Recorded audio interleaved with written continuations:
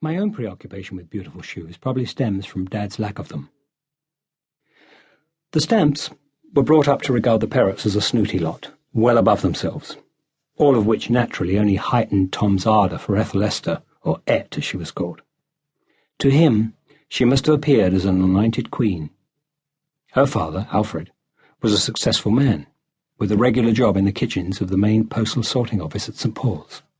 Ethel worked in the city and was engaged to Harry Baker, the son of a shop owner, with a diamond ring to prove it. Both families had traditionally used the September hop harvest as a working holiday.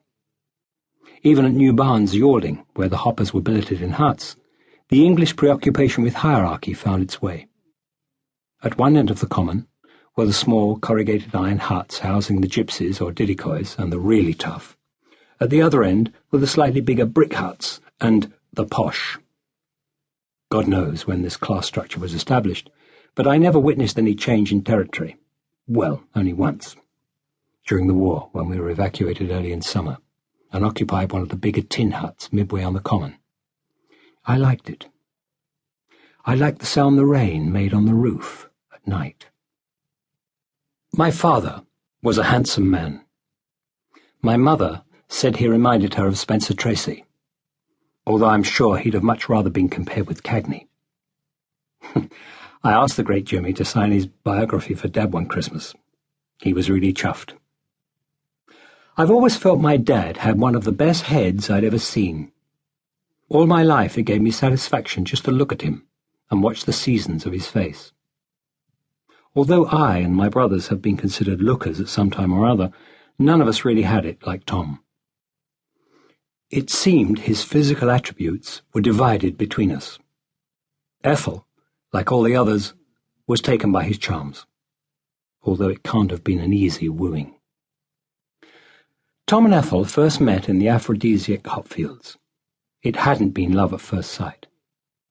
He liked taking the rise out of everybody. His clothes never matched or fitted, and he looked scruffy. But Tom bewitched her brothers and sisters, drawing cartoons and sketches of Popeye for them. They sang his praises to Ethel, and he was soon walking out with her on Sunday afternoons, promising to write when he went back to sea. It didn't take long for my grandmother to realize who the pencil envelopes were coming from, and they disappeared into her apron pocket as soon as she found them. Ethel's 11-year-old sister Julie started waiting for the postman's tap, and hid each letter for her when it was pushed under the front door. Home on shore leave, Tom sent a young mate of his, George Cannon, to call on Julie. Although Julie wasn't allowed to go out with boys, this was the signal that Tom was waiting in the Velocipede, Veloce, or Floss, the pub round the corner. Soon came the day when Ethel broke her engagement with Harry Baker. He was so upset that he threw the ring she returned down the drain hole outside number 96 Canal Road, where she was living at the time. Ethel's parents weren't too pleased either, and there was talk of getting the borough to come and retrieve the diamond.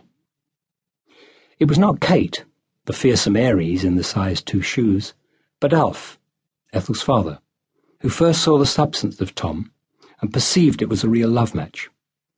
A strong bond developed between the two men when Tom became his son-in-law. When war broke out in 1939, it was Alf who advised Tom to go back into the Merchant Navy. Before they stick you in the army, that's really the pits. He'd served his time in the Great War. Tom took the advice, but Ethel, Year of the Tiger, Sun in Leo, never really believed that was the only reason. "You prefer the sea to me," was a remark typical of her possessiveness. Although she told me that when they first met, she hadn't wanted anything to do with him. It just happened in spite of herself. It was as if Tom had drawn her to him by the very strength of his longing. They were married on Boxing Day in 1936. Dad bought himself a black Crombie overcoat for 30 bob down the Pillicat Lane, and they spent their honeymoon in Pitsea. Dad gave up the sea as promised.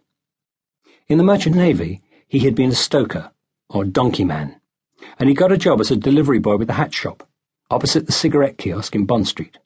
5 shillings a week, with use of the bike, which he used to cycle to and from Poplar every day to save bus fares.